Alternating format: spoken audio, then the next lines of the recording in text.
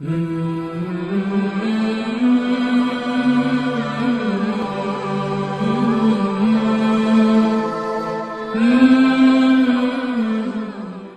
الحمد للہ والصلاة والسلام على رسول اللہ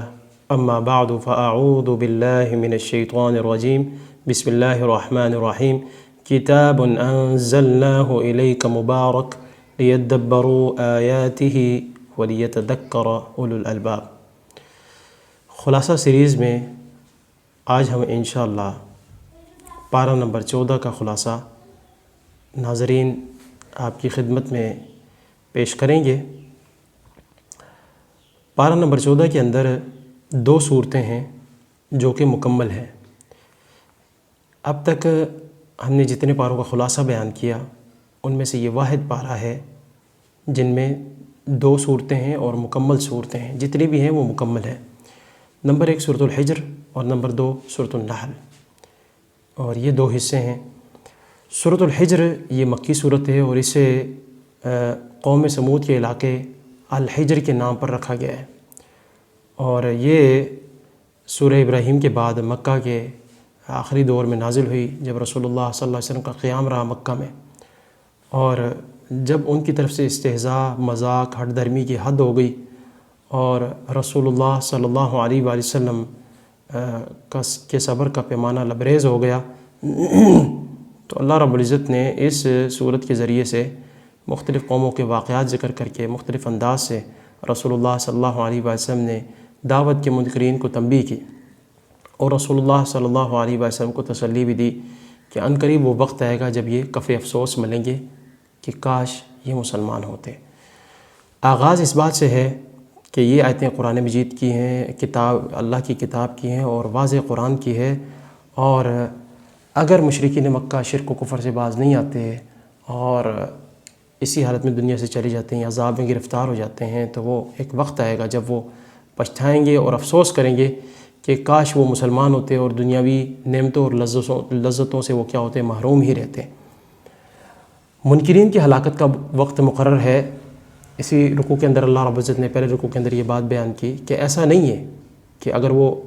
عذاب کا مطالبہ کرتے ہیں یا کسی معجزے کا مطالبہ کرتے ہیں تو فوراً جو ہے وہ معجزہ جو ہے نا یا پھر وہ عذاب اتار دیا جائے۔ تو اللہ رب العزت کی طرف سے ایک وقت مقرر ہوتا ہے، اور جب اللہ رب العزت کی طرف سے وقت آ جاتا ہے، مقرر وقت، تو پھر ذرا بھی ڈھیل نہیں ہوتی اور اللہ رب العزت پھر نیست و نابود کر دیتا ہے۔ اسی رکوع میں نبی کریم صلی اللہ علیہ وسلم کو تسلی بھی دی گئی ہے کہ آپ کو، ہم جانتے ہیں کہ آپ کو یہ لوگ مجنون کہتے ہیں، جبکہ آپ جو ہیں وہ سچے ہیں، اور یہ پھر یہ بھی کہتے ہیں کہ اگر آپ سچے ہیں تو پھر فرشتوں کو لے کر آئیں ہمارے پاس۔ تو آپ اعلان کر دیں کہ فرشتے تو اللہ رب العزت کی مرضی سے اتارے جاتے ہیں، وہ کوئی تماشا دیکھنے کے لیے نہیں اترتے، اور جب فرشتے اترتے ہیں پھر مہلت نہیں ملتی بلکہ عذاب نازل کر دیا جاتا ہے اور عذاب کا کوڑا برستا ہے۔ اسی رکوع میں اللہ رب العزت نے قرآن مجید کے مکمل طور پر محفوظ ہونے کا ذکر کیا کہ اس کی حفاظت کا ذمہ ہم نے لی ہے۔ پچھلی کتب کی حفاظت کا ذمہ اللہ رب العزت نے دیا تھا ان کے حاملین کو، تو انہوں نے کیا کر دیا، بیچ میں ترمیم کر دی اور تحریف کر دی، جبکہ قرآن مجید کی حفاظت 3 حالتوں میں۔ ایک تو یہ ہے کہ اللہ رب العزت نے محمد رسول اللہ صلی اللہ علیہ وسلم تک پہنچایا، تو اس دوران یہ نہیں کہ کوئی شیطان یا جن آ کے رسول اللہ صلی اللہ علیہ وسلم پہ وحی اتارتا تھا جس طرح کے مشرکین کہا کرتے تھے۔ تو اللہ رب العزت نے اس کا جواب دیا دوسرے رکوع کے اندر کہ ہم نے آسمان کی حفاظت کی ہے، یہاں کوئی جن یا کوئی شیطان کوئی پر تک نہیں مار سکتا۔ اور جو دوسری حالت ہے وہ یہ ہے کہ رسول اللہ صلی اللہ علیہ وسلم نے آگے جو امت تک پہنچایا ہے،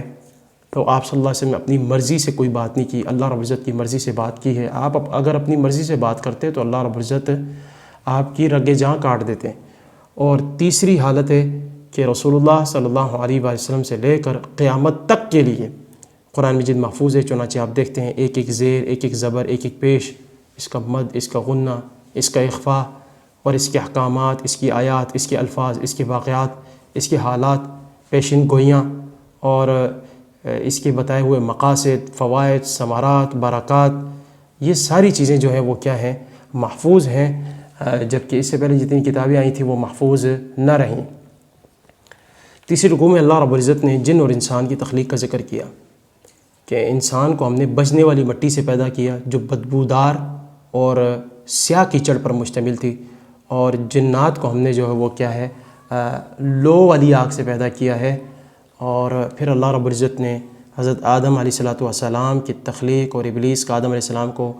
سجدہ کرنے سے انکار کا واقعہ بیان کیا، اور یہ واضح کیا کہ یہ معرکہ خیر و شر شروع دن سے چلا آ رہا ہے، یہ کوئی نئی چیز نہیں ہے۔ اور جب اللہ رب العزت نے سجدہ نہ کرنے پر، انکار کرنے پر، تکبر کرنے پر شیطان کو راندہ درگاہ کیا، ذلیل کر کے نکال دی اپنے دربار سے، تو اس نے کہا کہ جی میں ضرور گمراہ کروں گا۔ اور پھر اللہ رب العزت نے دو قوموں کی مثال دی کہ جن کو شیطان نے گمراہ کیا، اور ان میں شامل ہیں وہ ہیں قوم لوط اور اصحاب الحجر۔ انہوں نے اپنی انبیاء کی نافرمانی کی، اور اللہ رب العزت نے کیا کیا؟ انہیں نیست و نابود کر دیا۔ جب شیطان نے اس بات کا اعلان کیا تھا کہ میں لوگوں کو گمراہ کروں گا، تو اللہ رب العزت نے فرمایا ٹھیک ہے گمراہ تو کرے گا، لیکن جو میرے خاص بندے ہیں ان پر تیرا زور نہیں چلے گا، تجھ اور جو تیرے ماننے والے ہیں ان کا ٹھکانہ جہنم ہے۔ اور اللہ رب العزت نے آخری رکوع کے اندر یہ بات واضح کی کہ قرآن مجید دنیا کی سب سے بڑی دولت ہے، ساری دنیا کی دولتیں اس کے سامنے ہیچ ہیں، حقیر ہیں، اور کوئی معنی نہیں رکھتی۔ تو جب اتنی بڑی دولت کسی کے پاس ہو تو اسے ضرورت نہیں ہے کہ وہ کفار کی شان و شوکت کو دیکھیں، ان کی بلند و بالا عمارتوں کو دیکھیں، ان کی ترقی کو دیکھیں۔ ترقی سے شریعت منع نہیں کرتی، بس اس بات کا حکم دیا گیا ہے کہ اپنی نعمت کو جو تمہیں ملی ہے اسے حقیر نہ سمجھا جائے۔ سورت کے آخر میں اللہ رب العزت نے گستاخانہ رسول سے نمٹنے کا اعلان کیا ہے کہ نبی ہم جانتے ہیں کہ یہ جو ہے گستاخ آپ کا مذاق اڑاتے ہیں، تو ان کے سامنے پچھلے اقوام کی تباہی کی مثالیں دے کر ان کو سمجھایا گیا کہ یہ باز آ جائیں، وگرنہ اے نبی ہم آپ کے لیے کافی ہوں گے۔ یہاں سورۃ الحجر کا خلاصہ مکمل ہوا، سورۃ النحل شروع ہوتی، یہ بھی مکی صورت ہے، اور رسول اللہ صلی اللہ علیہ وسلم کے جو مکہ کے اندر قیام تھا آخری دور میں نازل ہوئی، اور کافر مسلمانوں پہ بے پناہ جو ہے نا وہ مظالم کے پہاڑ توڑ رہے تھے، اور اتنا ظلم ہو رہا تھا کہ مسلمان مجبوراً جو ہے وہ ظلم سے بچنے کے لیے، سختی سے بچنے کے لیے کلمہ کفر زبان سے نکال چکے تھے۔ اور اس کے سوا اس صورت کا مضمون یہ ہے کہ اللہ رب العزت نے اس کے اندر اپنی نعمتوں کا ذکر کیا اور توحید بیان کیے اور شرک کا انکار کیا ہے، اور جو اسلام ہے اس کا خلاصہ بیان کیا ہے۔ اللہ رب العزت کی خالقیت کے دلائل مذکور ہیں کہ اس نے آسمان و زمین کو پیدا کیا حق کے ساتھ، اس نے انسان کو ایک حقیر سے نطفے سے پیدا کیا، اور اس کی حالت یہ ہے کہ وہ کھلم کھلا جھگڑنے لگ جاتا ہے۔ ضرورت کی ہر چیز انسان کے لیے پیدا کی، جانور پیدا کیے، اور اللہ رب العزت نے کھانے کے لیے یعنی وہ جانوروں کے اندر گوشت پیدا کیا اللہ رب العزت نے، اور پھر ان جانوروں کے ذریعے سے تم بار برداری کا کام کرتے ہو، اور اللہ رب العزت نے انہیں خوبصورتی اور زینت کا ذریعہ بنایا، اور اللہ رب العزت مزید آگے ایسی سواریاں پیدا کریں گے، اور اس سے مراد یہی جدید سواریاں، موٹر گاڑیاں اور ہوائی جہاز وغیرہ۔ پھر انسان کی خوراک کے حوالے سے مختلف انواع اقسام کے غلوں اور پھلوں کا ذکر کیا کہ اللہ رب العزت نے ان پھلوں کو پیدا کیا جن کا رس استعمال کرتے ہو اور ان سے فوائد اٹھاتے ہو تم، تو اس میں جو ہے نا عقل مندوں کے لیے، غور و فکر کرنے والوں کے لیے نشانیاں ہیں۔ اس کے علاوہ اللہ رب العزت نے سورج، چاند اور ستاروں کا ذکر کیا، اور اللہ رب العزت نے قسم کی رنگ ہا رنگ کی نعمتوں کا ذکر کیا۔ اللہ رب العزت نے سمندر کا ذکر کیا کہ اس میں سے تازہ گوشت تمہیں ملتا ہے، اور تم اس میں سے موتی نکالتے ہو جو خوبصورتی کا باعث ہوتا ہے، تو لہٰذا جب یہ اللہ کا فضل مل رہا ہے تو اس پر شکر ادا کرو۔ اس کے علاوہ اللہ رب العزت نے دودھ اور شہد کی نعمتوں کا ذکر کیا ہے کہ دودھ جو خون اور گوبر میں سے نکلتا ہے، اور کتنا صاف ستھرا، کتنا شفاف اور کتنا مزیدار اور آسانی سے پینے والوں کے حلق سے اترنے والا ہے۔ اور اس کے ساتھ ساتھ اللہ رب العزت نے شہد کا ذکر کیا کہ کیسے شہد کی مکھی مختلف جو ہے نا قسم کے پھولوں سے رس چوستی، اور پھر آ کے جو ہے نا وہ کیا کرتی، شہد بناتی ہے، اور پھر اس شہد میں لوگوں کے لیے شفا ہے۔ تو یہ ساری نعمتیں، اور اس کے سوا اللہ رب العزت نے بیوی، بچے، پوتے اور نواسوں کی نعمتوں کا ذکر کیا کہ یہ بھی اللہ رب العزت کی طرف سے ایک خاص نعمت ہے، گھر کی رونق ہے، اور ایک انسان کی پہچان ہے، اور اس کی عزت کا ذریعہ ہے، بشرطے کہ انسان صحیح معنوں میں تربیت کرے۔ اور گھر اور سکون کی نعمت کا ذکر کیا۔ دیکھیں جی انسان سارا دن کام کرتا ہے، اور اس کی کوشش یہ ہوتی ہے کام مکمل کر کے جلد از جلد گھر پہنچے، قیمتی سے قیمتی جگہ بھی اس کو ٹھہرا دیا جائے، اس کے دماغ میں ایک ہی بات چل رہی ہوتی ہے، میں گھر کب پہنچوں۔ اللہ رب العزت نے گھر کو اور بیوی کو سکون بتایا، حتیٰ کہ اللہ رب العزت نے رات کو بھی سکون بتایا۔ اللہ رب العزت نے قرآن مجید میں 3 چیزوں کو سکون بتایا، بیوی، گھر اور رات۔ اب دیکھیں ان کے اندر جو سکون ہے وہ کسی اور چیز میں سکون نہیں ہے۔ اس طرح اللہ رب العزت نے جانوروں کو پیدا کیا ہے، ان کے مطلب ایک کھالوں سے اور ان کے اون سے ہم جو ہے نا فائدے کی چیزیں بناتے ہیں، سردی سے بچتے ہیں، موسم سے حفاظت کرتے ہیں، ان سے گرمی حاصل کرتے ہیں۔ تو یہ جو ساری نعمتیں ہیں جو شمار سے باہر ہیں، ان کو عطا کرنے کا مقصد کیا ہے؟ اتنی نعمتیں اللہ رب العزت نے جو دی ہیں، مقصد یہ ہے کہ اللہ رب العزت کی ذات کو پہچانا جائے، اس کا تعارف کروایا جائے، اور پھر اس کی عظمت کا اعتراف کیا جائے، اور نعمتوں کا انکار نہ کیا جائے۔ لیکن لوگوں کی اکثریت انکار کرتی ہے۔ اللہ رب العزت نے ان نعمتوں کے مقابلے میں مشرکین کے معبودوں کی حالت بیان کی کہ اللہ رب العزت نے اتنا کچھ پیدا کیا تو مکھی تک نہیں بنا سکتے، بلکہ مکھی کوئی چیز چھین کر لے جائے یہ واپس نہیں لا سکتے، اور یہ جعلی معبود ہیں۔ اور حالت یہ ہے کہ اتنا کچھ واضح ہونے کے باوجود بھی جو ہے نا وہ یہ کیا کرتے ہیں، آخرت کا انکار کرتے ہیں، اللہ کا انکار کرتے ہیں، تکبر کرتے ہیں۔ تو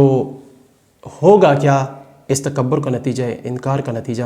کہ موت کے وقت مشرکین مصیبت میں ہوں گے، سختی سے فرشتے مار کے اور تکلیف دے کے جو ہے نا ان کی روح قبض کریں گے اور ان پر طعنہ زنی کریں گے، جبکہ اس کے برعکس موت کے وقت مومنین کی جو حالت ہوتی ہے وہ خوبصورت ہوتی ہے۔ فرشتے ان کا اکرام کرتے ہیں، استقبال کرتے ہیں اور سلام کہتے ہیں، اور انہیں کہتے ہیں کہ تم نے جو نیک اعمال کیے ہیں اللہ کی رحمت سے تم اب کیا کرو، جنت میں داخل ہو جاؤ۔ اللہ کی ناشکری کرنے اور دعوت دین کے خلاف سازشیں کرنے والوں کو تنبیہ کی گئی ہے کہ ہم نے ہر امت میں رسول یہ حکم دے کر بھیجا کہ تم اللہ کی عبادت کرو اور طاغوت سے بچو۔ طاغوت سے مراد امام ابن قیم رحمہ اللہ بیان کرتے ہیں کل ما یعبد من دون اللہ، ہر وہ چیز کہ اللہ کو چھوڑ کر جس کی عبادت کی جائے۔ اور مزید یہ بھی فرمایا ہے کہ اگر اللہ کو چھوڑ کر دیگر چیزوں کی عبادت کرو گے تو پھر کوئی پتہ نہیں اللہ رب العزت کا عذاب کس سمے آ جائے، کس لمحے آ جائے، غارت کر دے، تمہیں زمین میں دھسا دے، وہاں سے آئے جہاں سے تمہارے شعور میں نہ ہو، پھر تم بچ نہ سکو۔ اور یہ بھی بتایا کہ دین کی خاطر جو ہجرت کرتے ہیں اللہ رب العزت انہیں دنیا میں ہی جو ہے نا وہ نعم البدل دیتا ہے اور اس بات کا وعدہ کرتا ہے، آخرت میں تو پھر اجر ہے ہی ہے۔ اور یہ ان لوگوں کے لیے جنہوں نے صبر کیا اور اللہ پر بھروسہ کیا۔ اور اس کے ساتھ ساتھ اللہ رب العزت نے اپنی نعمتوں کے بارے میں بتایا کہ کائنات کی ہر چیز، ہر مخلوق، ہر کریچر اور اس کے ساتھ ہر شاہکار اس کا جو ہے وہ اللہ کے حضور سجدہ کرتا ہے، حتیٰ کہ ان چیزوں کے سائے تک اللہ کے حضور سجدہ کرتے ہیں۔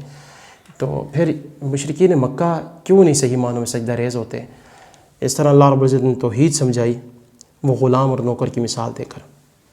کہ تم اپنے غلام اور نوکر کو مال دے کر اپنے برابر کھڑا نہیں کر سکتے،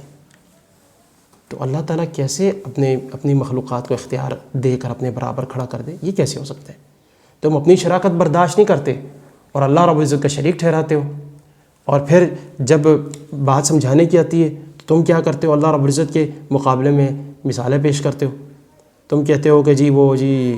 اگر اللہ رب العزت تک پہنچنا ہے تو پھر وہ جو ہے نا ولی کا سہارا لینا پڑے گا، کسی کی سفارش ہوگی، کسی کا وسیلہ واسطہ ہوگا، اہل بیت کا، رسولوں کا، نبیوں کا، ولیوں کا، نیک لوگوں کا۔ اور تم مثالیں دیتے ہو کہ جی جو ہے نا وہ اگر بلڈنگ پہ چڑھنا ہو تو سیڑھی کی ضرورت ہوتی ہے، لفٹ کی ضرورت ہوتی ہے۔ یہ اللہ کے مقابلے میں مثال ہے؟ اللہ اتنا کمتر ہے اور اتنا ارزاں، اتنا سستا ہے کہ جو ہے نا وہ اس کے مقابلے میں مثالیں پیش کی جائیں؟ اور جی افسر سے ملنا ہو، جی اس کے جو ہے وہ جو چپڑاسی ہے اس سے ملاقات کرنی پڑے گی، نعوذ باللہ من ذالک۔ کہاں ہم سیڑھی رکھنا چاہتے ہیں جو ذات اتنی زیادہ قریب ہے انسان کے، جو کہتی ہے فإنی قریب میں قریب ہوں، اور اتنی زیادہ قریب ہے کہ انسان کی رگیں جہاں اتنی قریب نہیں ہے، تو کہاں سیڑھی رکھنا چاہتے ہیں ہم؟ تو اللہ رب العزت کے مقابلے میں مثالیں نہ دی جائیں۔ اور اللہ رب العزت اور جو تمہارے بنائے ہوئے معبود ہیں ان کی حیثیت میں فرق کیا ہے؟ اللہ رب العزت نے یہ وضاحت کی ہے کہ ایک غلام وہ ہوتا ہے جو اپنے آقا کی سب بات مانتا ہے، اور ایک غلام وہ ہوتا ہے جو بوجھ ہوتا ہے، گونگا ہوتا ہے، کوئی خیر جو ہے نا اس سے نہیں ملتی۔ تو دونوں برابر کیسے ہو سکتے ہیں؟ اور ایک وہ شخص جو حق کے مطابق فیصلہ کرتا ہے اور دوسرا وہ شخص جو بے بس ہے، یہ برابر کیسے ہو سکتے ہیں؟ ایسے اللہ اور جو تمہارے بنائے ہوئے معبود ہیں وہ برابر کیسے ہو سکتے ہیں؟ اور اللہ رب العزت نے جیسا کہ میں نے پہلے ذکر کیا، اسلامی تعلیمات کا خلاصہ ذکر کیا کہ اللہ رب العزت تمہیں حکم دیتا ہے عدل کا، احسان کا۔ احسان ہر چیز کے ساتھ کرنا ہے، اور رشتہ داروں کے حقوق ادا کرنے کا، اور برائی سے اور فحش کاموں سے اور بغاوت سے جو ہے نا وہ اللہ رب العزت تمہیں کیا کرتا ہے؟ روکتا ہے، اور اللہ تمہیں نصیحت کرتا ہے تاکہ تم نصیحت حاصل کرو۔ اور اللہ رب العزت نے آخری پاؤں کے اندر، آخری ربوع کے اندر ایک پاگل عورت کی مثال دی۔ مشہور ہے یہ واقعہ کہ جی مدینہ کے اندر ایک عورت تھی، مشہور ہے اس لیے میں نے یہ بات کہی ہے کہ ایک عورت رہتی تھی اور وہ چرخے پر سوت کاٹتی، اسے ڈبل کرتی، اور جب اس سے فائدہ اٹھانے کا وقت آتا تو کینچی سے کاٹ دیتی۔ تو مسلمانوں کو سمجھایا گیا کہ اصل بات یہ نہیں ہوتی کہ بندہ نیکی کرے، یہ بھی تو ٹھیک ہے اللہ کی توفیق ہے، اصل بات یہ ہوتی ہے کہ بندہ نیکی کی حفاظت کرے۔ بھائی نہیں، اسی طرح قرآن مجید حفظ کر لینا کوئی شک نہیں، اعزاز ہے، لیکن اتنی بڑی بات نہیں جتنی بڑی بات یہ ہے کہ قرآن مجید کو یاد رکھا جائے اور اس کے حفظ کا اہتمام کیا جائے۔ اس طرح قرآن مجید کا ادب بیان کیا گیا کہ جب قرآن مجید آپ پڑھیں تو شیطان سے اللہ کی پناہ میں آ جائیں۔ کیوں؟ بعض لوگ قرآن کی وجہ سے گمراہ ہوتے ہیں، تو پھر اسی لیے اللہ رب العزت نے فرمایا تاکہ تمہیں شیطان گمراہ نہ کر دے، اس کی گمراہی میں نہ آ جاؤ۔ اور پھر یہ بھی بتایا کہ شیطان کا زور کن لوگوں پر چلتا ہے اور اس کی شرارتوں سے کون متاثر ہوتے ہیں۔ وہ لوگ متاثر ہوتے ہیں جو مشرک ہوتے ہیں، جو اللہ کے حکم سے روگردانی کرتے ہیں، اور جو مومن ہوتے ہیں، رب پر توکل کرتے ہیں، شیطان ان کا کچھ بگاڑ نہیں سکتا۔ جیسا کہ پہلے ذکر کیا گیا سیکنڈ لاسٹ سے پچھلے رکوع میں اس بات کا ذکر ہے کہ مجبوراً کلمہ کفر منہ سے نکلنا۔ مشرکین مکہ نے یعنی بعض صحابہ کو اتنی تکلیفیں دی، جن میں عمار رضی اللہ تعالیٰ شامل ہیں، ان کے والد کو شہید کر دیا گیا، یاسر رضی اللہ تعالیٰ، اس طرح ان کی بیوی سیدہ سمیہ کو شہید کر دیا گیا، سیدنا یاسر کی بیوی کو۔ تو پھر عمار جو بیٹے تھے ان کو پکڑ لیا اور دونوں کے سامنے کھڑا کر دیا اور کہا کہ جی یہ کلمہ کفر زبان سے کہہ، وگرنہ تیرا حشر بھی اسی طرح کا ہوگا۔ تو انہوں نے نہ چاہتے ہوئے کہہ دیا۔ پھر رسول اللہ علیہ وسلم کے پاس ہجرت کر کے بھاگتے آئے اور رو بھی رہے تھے، پچھتا رہے تھے کہ میں نے زبان سے کلمہ کفر کہہ دیا، دل میرا مطمئن تھا اسلام پر۔ تو اللہ رب العزت نے فرمایا کہ بھی کسی کے ساتھ اس طرح ہو جاتا ہے اور اس کا دل اسلام پر مطمئن ہے تو کوئی مسئلہ نہیں ہے۔ اللہ رب العزت نے ان پر اعتراض کا کوئی راستہ نہیں چھوڑا۔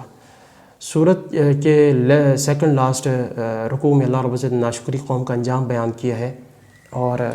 یہ اس لیے بیان کیا ہے تاکہ لوگ جو ہے اللہ رب العزت کی نعمتیں حاصل کر کے اترائیں نہ، دیا اس نے تو پھر مطلب انا کس بات کی، اور غرور اور فخر اور تکبر کس بات کا، پھر گھمنڈ کس بات کا۔ اور اللہ رب العزت نے شکر والوں کے لیے بطور نمونہ حضرت ابراہیم علیہ السلام کی ذات کا ذکر کیا کہ یہ اکیلے ہی امت تھے، اللہ رب العزت کے فرما بردار تھے، مشرکوں میں سے نہیں تھے، اور اللہ رب العزت کی ہر نعمت کا شکر ادا کرنے والے تھے۔ اللہ رب العزت نے انہیں دنیا میں بھی نیکی دی اور آخرت میں بھی نیکی دی، اور بلکہ امت مسلمہ کو حکم دیا کہ تم اس نبی کی پیروی کرو۔ اور سورت کے آخر میں اللہ رب العزت نے رسول اللہ صلی اللہ علیہ وسلم کو نصیحت کے، تبلیغ کے، دعوت دین کے اصول بتائے۔ وہ یہ ہے کہ آپ جو ہے نا وہ 3 باتوں کو مد نظر رکھیں۔ ایک حکمت الدنائی سے چلیں، دوسرا واضح خوبصورت اور اچھے اور بہترین الفاظ میں ہوں، خوبصورت سانچے میں ہوں، اور تیسری بات یہ ہے کہ اگر مباحثے کی ضرورت پڑے تب بھی بد زبانی نہ کریں، بیہودہ گوئی نہ کریں، گالی گلوچ نہ کریں۔ اور اللہ رب العزت نے سورت کی جو اور پارے کی آخری آیت ہے اس کے اندر یہ اس بات کا وعدہ کیا کہ اللہ رب العزت ان لوگوں کا ساتھ دینے کا وعدہ کرتا ہے جو متقی ہیں اور جو نیکوکار ہیں۔ اللہ سے دعا ہے کہ وہ قرآن و سنت پر عمل کرنے کی توفیق عطا فرمائے۔ وما علیہ الا البلاغ۔